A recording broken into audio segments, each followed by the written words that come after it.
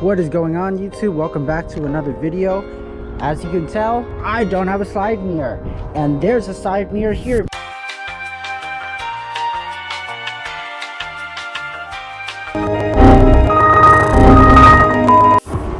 But anyway, welcome back to the video, guys. Today we're going to be installing this set of power folding mirrors from UroTuning. So while I was driving the car, something happened, this happened, and so now we need new mirrors. UroTuning has this set of power folding mirrors for only $300. It doesn't come with the painted caps, but that's okay because we're just going to be transferring it from our old ones onto here. Same thing with these sequential turns as well. We're just going to be transferring it from the old units onto the new one. This is honestly really cool. I'm really excited for this. You also get the addition of puddle lights at the bottom too. So a small thing, they fold when you lock in, and I just need a mirror so I can drive this piece.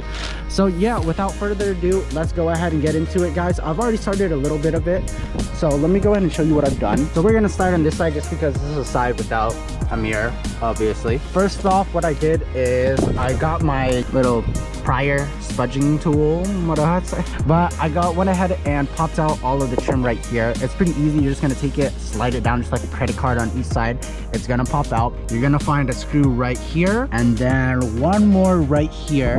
I believe those should be T30s or something. Let's go ahead and grab our Torx and get this door off. So now that those screws are out, I believe our next step is to take a prying tool and go ahead and pop out all the trim across like this. That's what I'm gonna go ahead and do if I can find where I left this prying tool. So another thing I noticed too is that at the bottom of this door, there's this little like locking mechanism that I had to use a set of pliers to turn it and unlock it. But now I'm gonna go ahead and finish popping out the trim.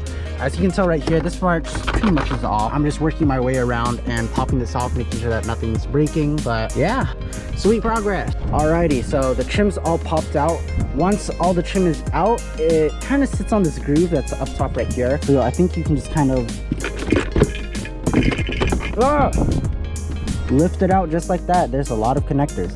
I only have a set of hands here, guys, so I'm gonna go ahead and put down the camera and I guess undo all these. So now that we have the whole door panel off-ish, I'm just gonna leave it hanging. We're gonna go ahead and remove this wire right here. I'm gonna take this little prying tool, and this red clip just pops out just like that, and this should just slide out with the pinch tab. So there you go. Yep, this connector is out now. Perfect. All right, so I fed that wire down. It's sitting on top of that groove right now. This is the new mirror.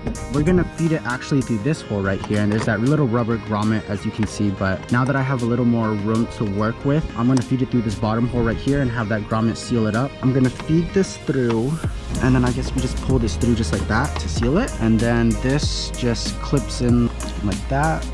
Press this clip in to lock it. It is good. We're just gonna leave the door card on semi for now on that groove. Now I'm gonna take these screws. I believe these are 27s or 30s again, and we're gonna secure this new mirror down to the door. All right, just to show you guys, because I didn't show you earlier, you're gonna take your pry bar and you're gonna stick it into this little divot right here. Once you do, that'll just pop off. All right, and on the switch connector for the door, there's these little gray clips all around this area, and you're gonna want to take a screwdriver and pop these out. So let me go ahead and put you guys on the head mount, and let's see if I can show you guys. It's a weird angle though, so forgive me if you guys can't really see. They look like we can just press down in the middle and they'll slide just right out.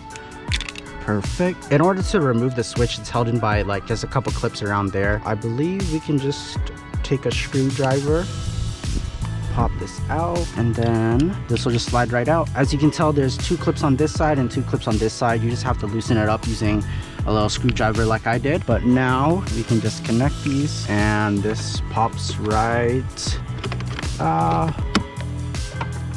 Sick. Alrighty, so that's done. On to the next one. You can see it, but right behind back here, this little nub right there, that's the actual connector. So it's on the back side of this door. So you're gonna need to take a screwdriver or something small to crush up the sides, I guess, of that safety pin. It looks just like this. Yeah, we gotta crush it up in order to get it out. I'll update you guys in a bit. Alrighty, so the driver's side mirror is in, secured down. Before I go ahead and pop in back the panels and everything, I'm gonna see if I have my OBD11 here at home so that we can go ahead and code it in and test to see if it works.